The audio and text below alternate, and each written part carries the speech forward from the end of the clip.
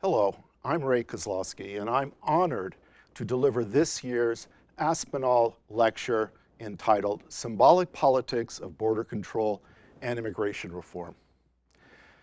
Back in 1996, when I started out as a professor, I participated in a summer institute that brought together 20 young migration scholars from the United States and Europe, brought us all to New York City. And at the time, immigration reform legislation was then being debated in Congress, and our European colleagues were having difficulties making sense of it all.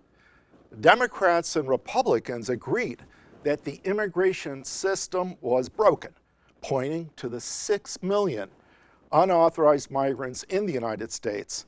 And it was just 10 years before then that the 1986 Immigration Reform and Control Act was passed by Congress and signed into law by President Ronald Reagan. So I was asked to explain the politics of enacting policies to reduce illegal migration to the United States. I argued that to reduce illegal migration, it could be done, but it would require the United States government to do three things. First, adopt a national ID card to facilitate worksite enforcement. Secondly, strictly enforce sanctions against employers who hire foreign nationals who are unauthorized to work in the United States. Now, both of these practices are very, very common within Europe. Third, implement an automated entry-exit system to identify those individuals who overstayed their visas. Now, the trick is, I argued that it was highly unlikely that any of these three things would happen because they were politically very hard to do in the United States. The National Rifle Association and the American Civil Liberties Union both oppose a national ID. And, well, quite frankly, there are few, if any, members of Congress willing to go up against both the NRA and the ACLU.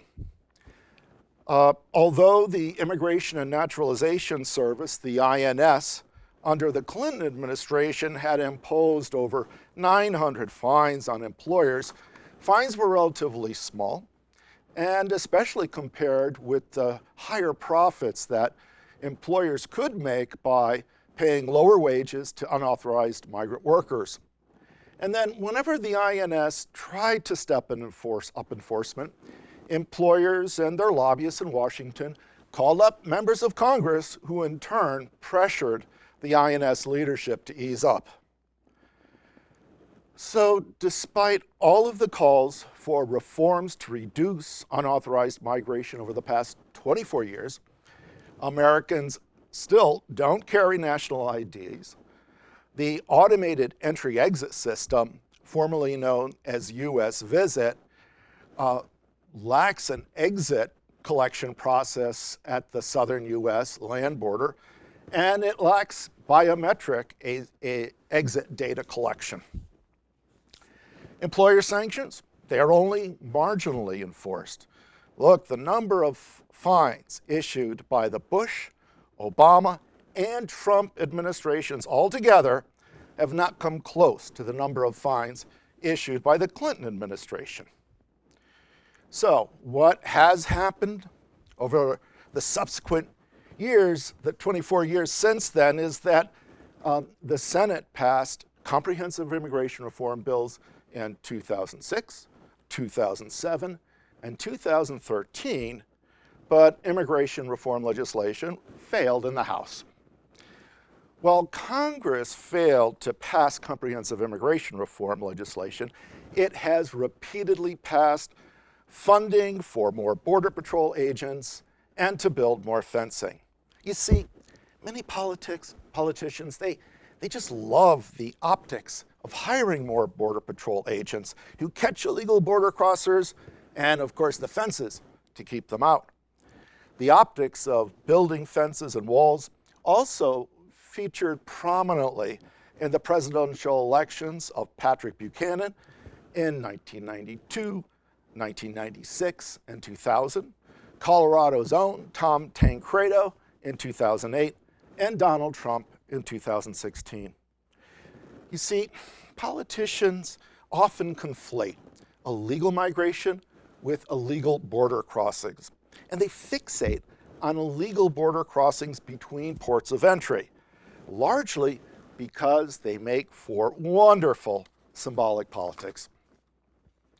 Members of Congress, they're not so interested in spending on worksite inspections to enforce employer sanctions against hiring unauthorized migrant workers. Congress has repeatedly failed to pass comprehensive immigration reform that might stand a chance of reducing unauthorized migration because too many legislators are motivated by the symbolic politics of border security. But hiring more Border Patrol agents and building fences, which might look impressive and lead citizens to believe that politicians are doing something, but more Border Patrol staff and fencing in and of themselves are not necessarily that effective. Donald Trump has now used the symbolic politics of border control to launch a successful campaign to become president, to consolidate support among his Republican base during the 2018 midterm elections, and rally his supporters in this year's re-election campaign. So, in the balance of my time, I will basically take a drink first and explain the political dynamics of U.S. immigration policy and the pivotal role of border security in comprehensive immigration reform, discuss existing border fencing and Donald Trump's proposal for a border wall, explain how controlling borders between ports of entry may not stop illegal migration, and argue finally that enforcing employer sanctions is the most effective way to reduce future unauthorized immigration, but politicians, including Trump, do not choose to enforce this law. So, to begin with political dynamics, which importantly have to address public opinion. And for all the attention that immigration has received recently, immigration policy is actually a low priority for most Americans at most times. It's only been among the top 4 issues of concern 5 times between 2000 and 2019. And of course, it's been issue number 2 here for the last 2 years. So if you look back at this and try to think about the political dynamics of the last 2 decades or so, for the most part, immigration has been, considered a third rail of American politics. Basically, championing immigration legislation, comprehensive immigration reform, has really few electoral benefits to politicians because they stand a high risk of alienating some voters or the other. Now, if we're looking at public opinion data on preferred levels of immigration, a majority of those surveyed have wanted to decrease the level of immigration. And that's from the late 1980s until the mid-2000s. If we look at about 1994, 95, some 65% of Americans surveyed wanted to decrease the level of migration. And that's much, much higher than it is today. Nevertheless, even with those public sentiments, Senators John McCain and Edward Kennedy rose to the occasion in 2006 and sponsored comprehensive immigration reform. Now, comprehensive immigration reform legislation essentially rests on a three-legged stool that combines provisions to tighten border security and worksite enforcement, that has a certain provisions that would provide for the legalization of unauthorized migrants in the United States, and finally increases future flows of legal migration. So when you look at it, comprehensive immigration reform, it may make sense as a rational public policy response to reducing illegal migration. But such a package of comprehensive legislation is more important politically because a package of all three of these parts is necessary to pull together the strange bedfellow coalition of Democrats and Republicans that is needed to pass reforms in both houses of Congress. So, we liberal Democrats, supported by ethnic interest groups, want earned legalization and a pathway to citizenship for the estimated 11 million unauthorized immigrants.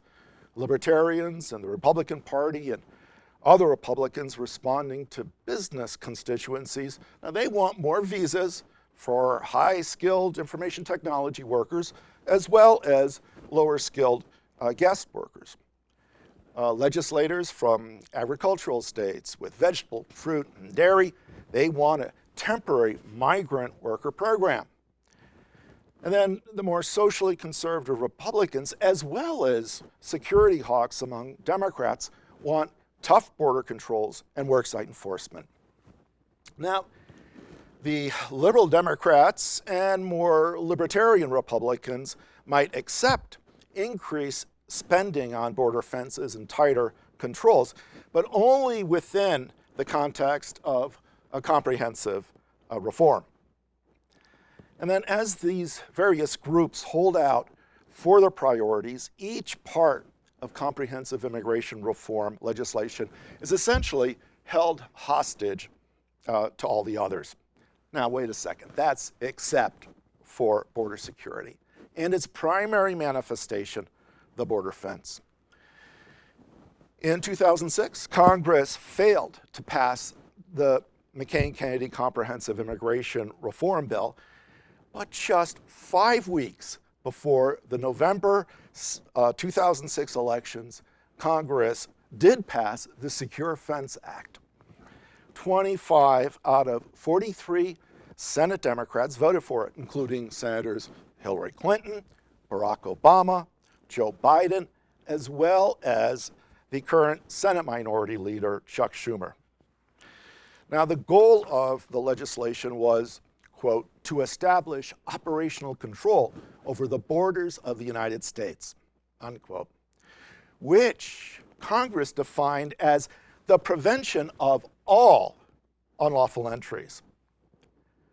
You know, only totalitarian regimes enforcing the Iron Curtain with shoot-to-kill orders ever approached this standard. By including all in this definition, Congress set out a goal that is impossible for a non-totalitarian state to reach or even come close to achieving.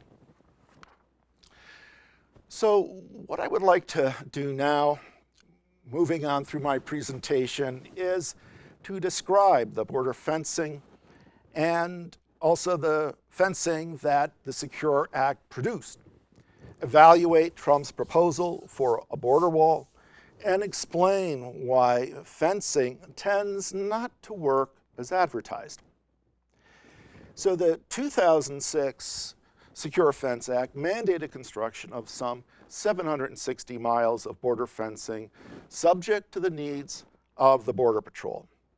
The Department of Homeland Security, DHS, completed construction of 653 miles of fencing, 353 miles of primary pedestrian fencing, 300 miles of vehicle fence, as well as secondary and tertiary fencing behind that primary fencing in some areas. Now, the primary fence, as you see it here, is typically about 18 feet high and uses steel bollards or pickets to impede illegal pedestrian and vehicular traffic. The total cost to build 653 miles of fence that was in place was approximately $2.3 billion. Now, Donald Trump took the symbolic politics of border control to a new level by launching his candidacy to build a wall along the entire 2,000-mile U.S.-Mexican border, and of course, don't forget, get Mexico to pay for it. Now, Trump said he would use precast concrete panels used for sound barriers along highways. But since Mexico would not pay for the wall, Trump had to go to Congress and the U.S. taxpayer for funding. The Trump administration did manage to reallocate funding within DHS to build 8 prototypes in the fall of 2017 for testing. And the thing about it is that they decided to build these prototypes along the Mexican border near San Diego, and here's a picture of it from the Mexican side. But here's the thing. The drug cartels, they employ people called falcons who watch the Border Patrol and Customs and Border Protection agents at ports of entry. And basically, they do what's referred to as smuggling intelligence, where they're watching what they're doing and passing along information to smugglers. And now, well, these falcons, as they're known, are being replaced by fleets of surveillance drones that are operated by the cartels. So, I mean, we can be pretty sure that the cartels have footage of how these barriers performed in the tests with people attempting to get across them and over them. So, you know, I mean, maybe it would make a little more sense to test the prototypes at a secure military base far away from prying eyes. But you see, that's not the point of the wall. You need to have press coverage for symbolic effect. Moreover, the Border Patrol agents had previously opted for a fence that they could see through instead of building a solid wall like any of these prototypes. In the end, the administration opted for the same kind of steel bollards that were used in the newest pedestrian fencing that had been erected before Trump took office. The Trump administration included billions of dollars of border fence funding requests in successive budget requests beginning in 2017, but had been rebuffed by the House. Then in December 2018, Trump threatened to veto any budget that did not have at least $5 billion in border fence funding. This impasse shut down the government for over 4 weeks. In February, the Trump administration and Congress agreed to stopgap funding that included $1.4 billion for 55 miles of fencing. But at the same time, Trump went ahead and declared a state of emergency and ordered $6 billion that was already appropriated to the Defense Department and had it reprogrammed to the border wall project. Soon thereafter, the Army Corps of Engineers began site preparations, and members of Congress pursued the matter in the courts. So, of the 653 miles of fencing in place when Trump came into office, the administration plans to replace 413 miles with this new bollard fencing. Then in September of last year, Trump promised to build at least 500 miles of new fencing by early 2021. And as of February of this year, 110 miles have been completed, most of it replacing all of that existing fencing. Now, one could imagine the replacement of existing fencing with the new bollard fencing, but the thing about it is there are many hurdles to fence building beyond the 653 miles that you see here on this map. The biggest problem is land ownership. Only 632 miles, or 33%, of the 2,000-mile border is on federal and tribal land, mostly in Arizona and New Mexico. And as you can see, that's where most of the fence is now.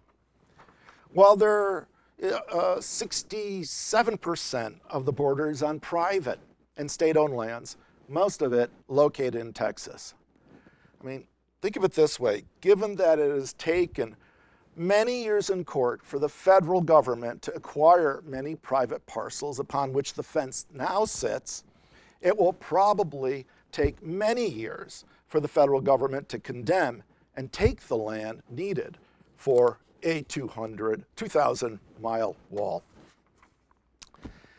So, I'd like to move now to the third section of my talk, which in a sense lays out the key argument that building more fencing and deploying Border Patrol agents between ports of entry may not reduce the number of unauthorized migrants in the United States.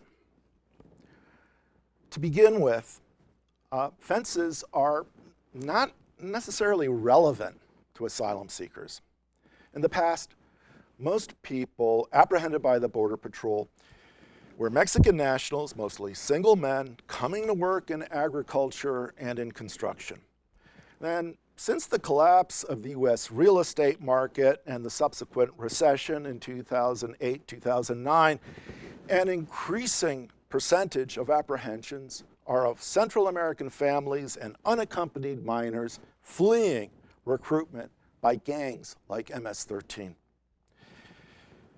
They come to the ports of entry without visas because they want to be taken into custody by DHS and apply for asylum. If they are somehow deterred from approaching the ports of entry, a fence or wall will not stop them from reaching US territory, because the fence must be built on US territory back from the US-Mexican boundary line. And this is especially along the bends of the Rio Grande River. Think of it this way. Central American asylum seekers could get to and stand on US territory in front of the wall and call out for asylum, much as African asylum seekers have stood on Israeli territory in front of Israel's border fence with Egypt. Here we see a picture of an Israeli soldier giving water through the fence to asylum seekers. Why? Because they risk watching these people die on Israeli soil. And one can imagine what the media effect of something like that happening would be. Now, in the context of the public health state of emergency to deal with COVID-19, the Trump administration is now immediately returning Central American asylum seekers without consideration of their claims. Now, it's a question of what happens once this public health state of emergency ends. Some people think this is an opportunity that the Trump administration will continue to deny asylum seekers. But you have to think of it this way: the administration will be legally obliged to accept asylum applications according to our refugee law and the UN Convention on Refugees, and it would be very difficult to sustain a policy of not accepting asylum seekers for a long period of time after a state of emergency. Aside from the domestic politics, You know, the United States had, anyway, at one time been a leader in refugee resettlement and working on the issues of asylum cooperation. And it would be quite hypocritical for the United States to encourage other states to take asylum seekers, first country of asylum, from neighboring states with political persecution and civil war, when the United States were itself to deny asylum requests at its border. Now, a fence also does nothing about the people who enter the United States legally through ports of entry, but then overstay their visas. Over 40% of the estimated 11 million unauthorized migrants in the United States are visa overstayers. And this percentage has been increasing over the past 2 decades. In 2017, there were over 700,000 individuals who overstayed their visas. 95,000 subsequently left the country, and over 600,000 are suspected to have remained in the US. Now, that is almost twice the number of those apprehended by the Border Patrol. Think of it this way. Visa overstayers have exceeded those who entered without inspection each year since 2007. 66% of those who joined the existing unauthorized population in 2014 overstayed their visas, while only 1/3 crossed the border illegally. Now, the border fence can also be circumvented. Mexicans comprise the vast majority of the unauthorized migrants in the US who entered without inspection. But Mexicans can go around the fence along the southern border by entering the US illegally via Canada. The Canadian government does not require visas of Mexican nationals for travel to Canada. So basically, Mexicans can buy a round-trip airline ticket from Mexico, say to Vancouver, for about $500, and then get to the US-Canadian border and walk across it. So the Border Patrol could hypothetically stop every illegal crossing from Mexico, but the number of unauthorized migrants in the United States could still increase if there is a corresponding increase in visa overstayers and Mexicans who enter illegally via Canada. Fencing can also be bypassed through the ports of entry. So here at San Ysidro, this is the busiest crossing port of entry into the United States, south of San Diego.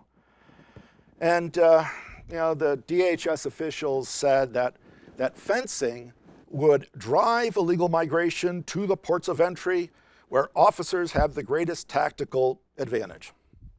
Okay, officers may have a tactical advantage, but they're also under pressure to keep the traffic flowing through the ports of entry so as not to significantly increase wait times at border crossings. It's a little hard to see, but there's a fellow there who's basically built into the dashboard of a van. And think of it this way, if thousands of unauthorized migrants who had previously crossed between ports of entry are being smuggled, hidden in trucks, and using increasingly sophisticated fraudulent documents, this will require an increase in secondary inspections of travelers, cargo, and vehicles.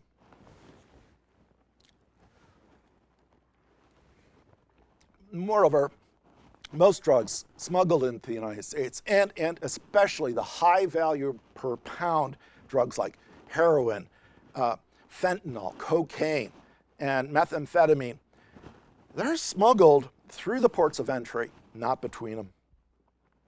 The more efforts that officers devote to stopping clandestine illegal border crossers, the less attention that they can give to drug smuggling.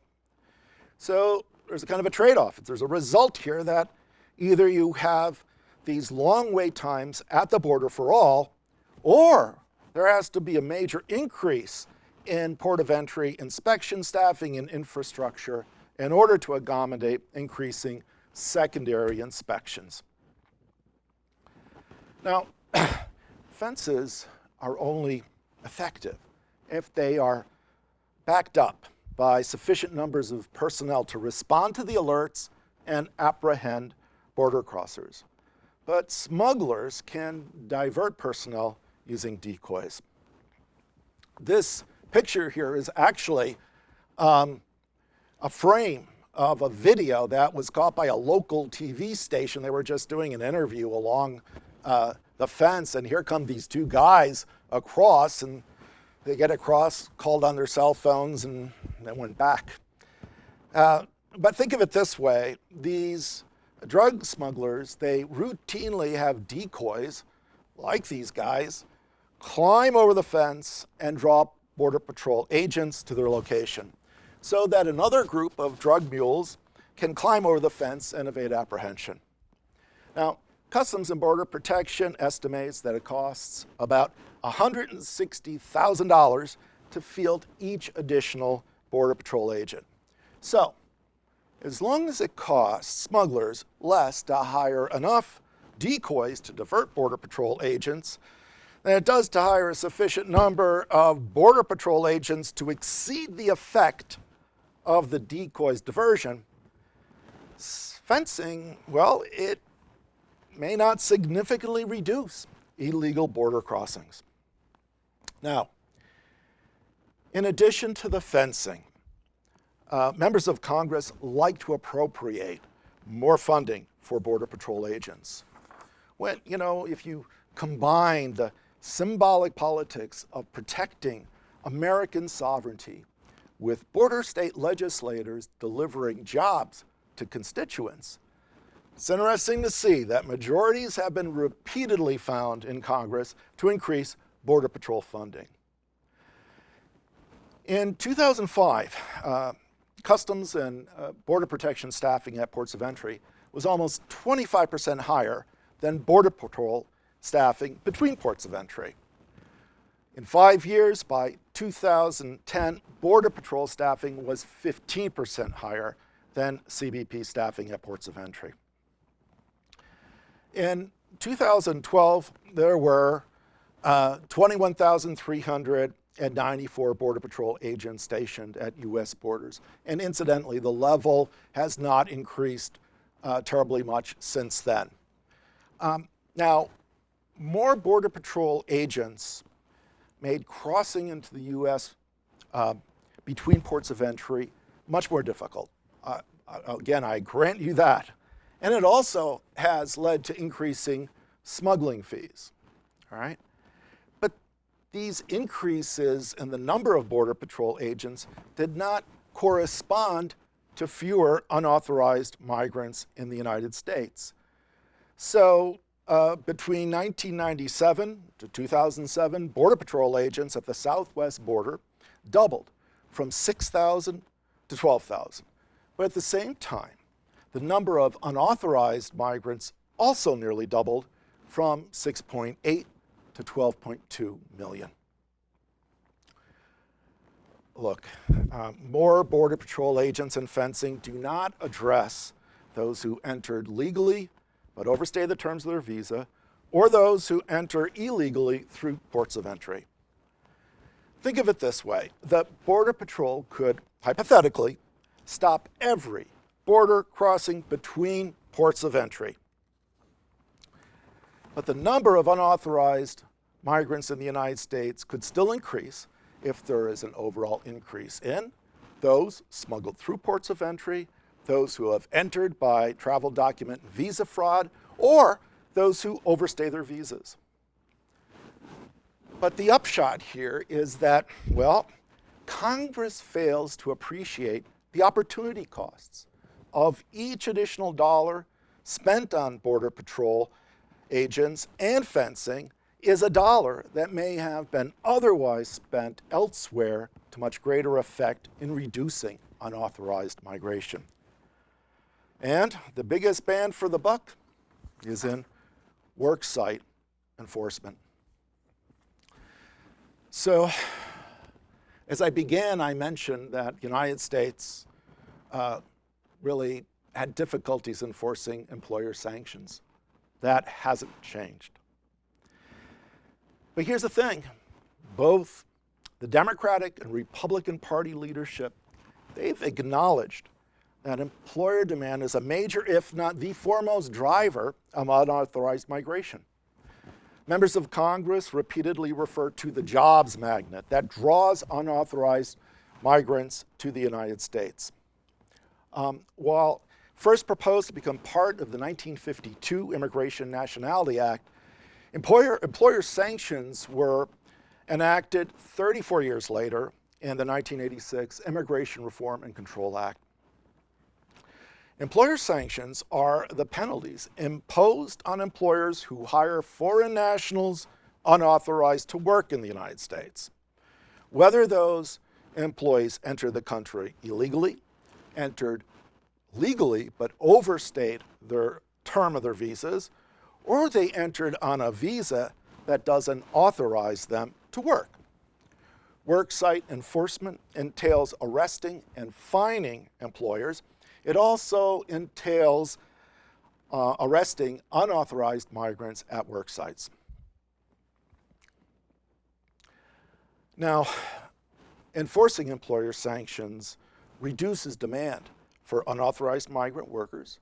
It means fewer individuals are attempting illegal crossings into the U.S., and it means that Border Patrol agents and Customs and Border Protection officers can focus their attention on the efforts of those remaining illegal border crossers and drug smugglers and smugglers of other contraband who attempt to cross between ports of entry. Now, members of Congress, they love the optics of hiring more Border Patrol agents, but in comparison, they are not very interested in spending on worksite enforcement and arresting employers, some of whom, remember, might even be their constituents. Now, there has been a real problem of document fraud. So maybe you may remember doing this when you started a job. You had to present an I-9 form and for your employer filled out, and then your employer would want to see documentation of authorization to work and also to be in the United States. A U.S. passport works for both of those purposes, but the vast majority of people present a driver's license and a social security card.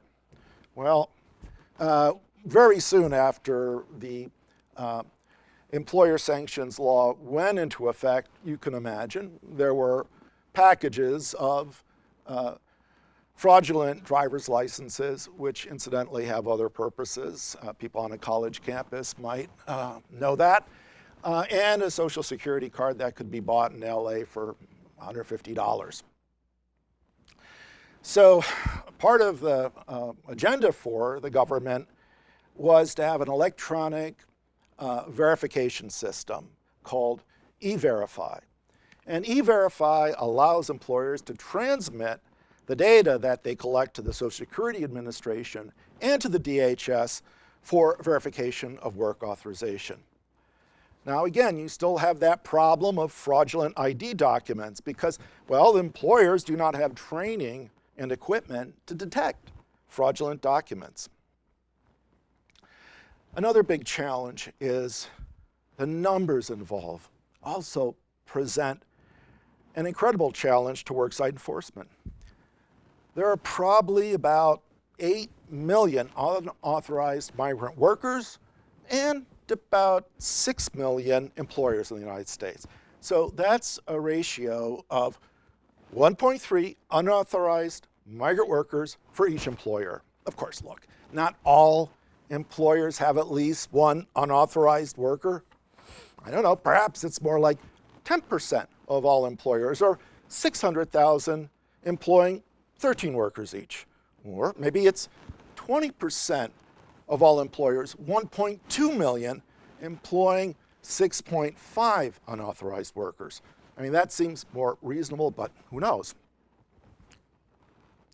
Now, the low budgetary priority of worksite enforcement is reflected in employer arrest and penalty statistics. So, just to go through this here a bit, the final orders issued basically refers to the number of fines, civil fines, that are imposed on employers who employ unauthorized migrants. And the second column is the total amount of the fines. And then we have arrests on administrative charges. And only non-citizens can be arrested on administrative charges and be produced here in this set of statistics. And these are the people who, the unauthorized migrants who are apprehended in worksite enforcement actions on these various raids and then deported from the United States. Then we have criminal arrests of employers, criminal arrests of employees, and then the combination of the two, the total criminal arrests.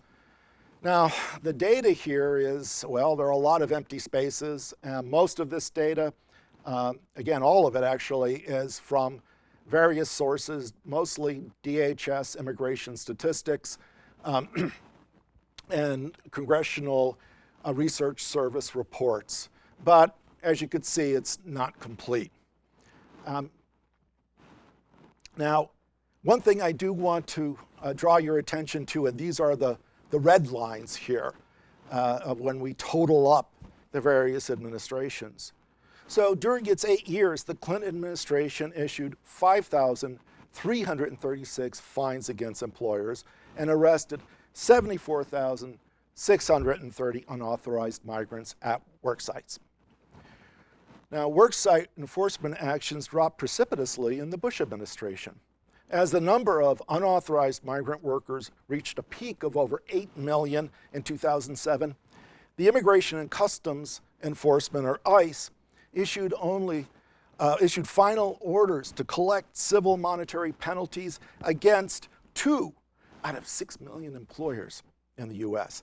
Now, at the same time, DHS declared in a press release, quote, ICE sets new records for worksite enforcement and compliance enforcement. More than 4,300 arrests were made in ICE enforcement cases, more than 7 times the arrests in 2002. Now, what happened here? Well, DHS chose to emphasize another metric of worksite enforcement, the number of administrative and criminal arrests of workers, not the employers. For example, in May 2008, ICE raided Agri-Processors Incorporated, a kosher slaughterhouse and meatpacking plant in Postville, Iowa, and arrested 398 employees. In addition to these administrative arrests, 306 of these employees were criminally charged on document fraud and identity theft charges, and 297 of them served a 5-month prison sentence before then being deported. Well, what about the employer? The owner and his 2 sons were arrested and criminally charged, but all immigration and labor law charges were eventually dropped. So when you see 135 criminal arrests of employers in 2008, only a fraction of that number of employers were actually prosecuted and convicted. The Obama administration switched focus of worksite enforcement back towards penalizing employers with civil fines. And the number of employers fined increased back up into the triple digits in 2010. But even that, if you think about it, this is very few in comparison to the numbers of unauthorized migrant workers. Whether it's 600,000 or 1.2 million employers that were employing them, the odds that these employers are going to get caught are very low. And then even if the employers do get caught, the risk of average fines of even $25,000 can be considered a cost of doing business. Moving on to President Trump. So, point 9 of Donald Trump's 10-point immigration plan, on which he ran in 2016, references the law against employing unauthorized migrants. He also called for expanding E-Verify. But if we look at the facts, employer sanctions are not a Trump priority. There's evidence that Trump development projects used unauthorized migrant labor. Only 5 of Trump's 539 companies are enrolled in E-Verify.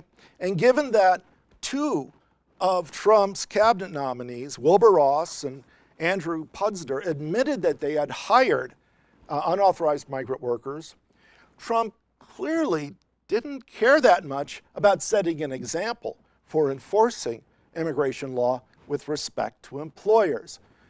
Before that time, there were so many cabinet nominees who were rejected. Why? Because they had a nanny or a housekeeper who was undocumented.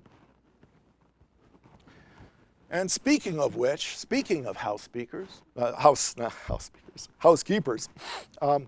in December 2018, the housekeeper who made Trump's bed and cleaned his toilet at the Trump National Golf Course in Bedminster, New Jersey, came forward in 2018, and she said that she was undocumented and had been working there for 5 years.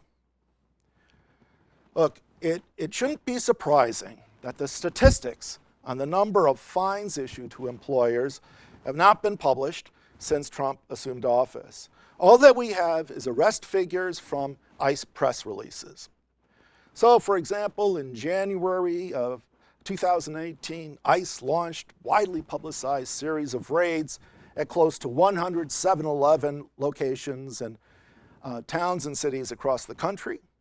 In June 2018, there were worksite raids on Fresh Mart Meats in Ohio, and 146 unauthorized migrants were arrested. You know, these actions in 2018, they're so similar to what happened in the second term of the Bush administration, with its focus on arresting unauthorized migrants at work sites and then piling on criminal charges for document fraud. So you can see we have arrests on administrative charges increasing from 172 to 1,525. And then again, the criminal arrests of employers basically stay the same, and criminal arrests of employees multiply tenfold. So what happens? We have the Trump administration is going after large numbers of workers, unauthorized workers at work sites, instead of arresting and prosecuting the employers. And even though we see there are 72 criminal arrests, non-governmental analysis of legal cases indicates that from April 2018 to March 2009, only 11 individuals were prosecuted for employing migrants who were not authorized to work in the United States. So, in conclusion, you know, the United States sends out this message to the world: stop, do not enter. But if you do manage to get around that fence, have I got a job for you. Of the estimated 11 million unauthorized migrants in the United States, 8 million are employed. They pick our vegetables and fruits and build and repair our homes, cook and serve our food in restaurants, clean our offices and hotel rooms, take care of our children and the elderly. Now, Due to the current lockdown to combat COVID-19, California has designated farm workers as essential workers. And unauthorized migrant workers have received letters indicating their essential worker status to show state police officers who might be enforcing travel restrictions. These unauthorized migrant workers have finally received acknowledgement that they are essential to American food security and to our economy.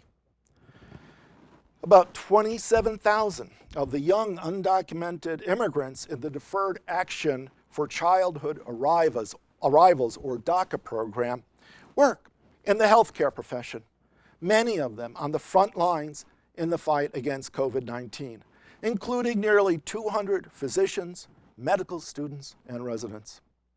Look, there are millions of unauthorized migrant workers in the United States because they meet our collective demand for labor. They are here because ultimately we as consumers want them. Politicians use border fences to show how tough they are on illegal migration, but unauthorized migration is more a function of demand for labor than a function of inadequate fencing. Fences and walls are really not about reducing unauthorized migration. They are about getting votes. Well, I thank you all for your attention to my presentation, and normally I would love to entertain your questions and engage in a conversation with you. Unfortunately, we won't be able to do that, but I do invite you to contact me. Send me an email and I'd be happy to answer your questions and to talk with you more about this in the future. Thank you very much.